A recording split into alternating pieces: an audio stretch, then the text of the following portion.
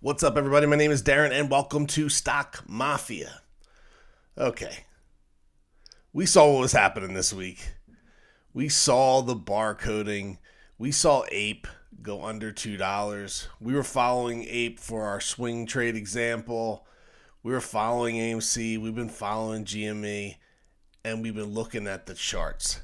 And the barcoding just keeps happening and happening. So what is barcoding? If you don't know it, if you hear people go barcoding again, it's just when you look at the chart, it looks like a UPC symbol that you would see on a box like this one. That's what your chart looks like. That's what barcoding is. And essentially what that is, it's like algorithmic, high frequency trading the same shares back and forth, just to control the market. And then I think it was on Thursday, Ape was going penny, penny, penny, penny, penny up, penny down, penny up, penny down. That is fear.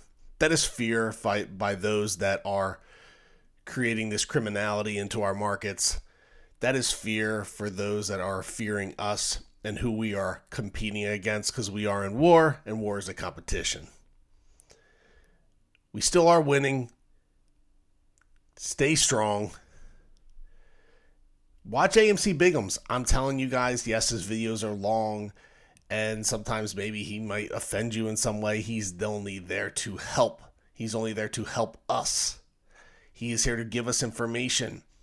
There is no timeline on when these banks and hedge funds are going to fall, but they are falling. They're selling assets. They're talking about quadrillion, which I didn't even know that was a word till about a month ago. 2.5 quadrillion in derivatives.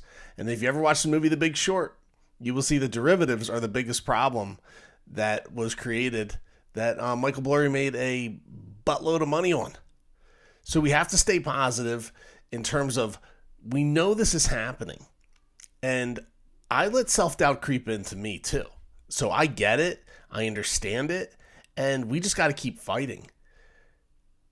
Direct registering your shares. That's a way to fight. You know, some people say to me, oh, Darren, I only have like 12 shares of GameStop. I'm like, that's awesome. That potentially could be $12 million.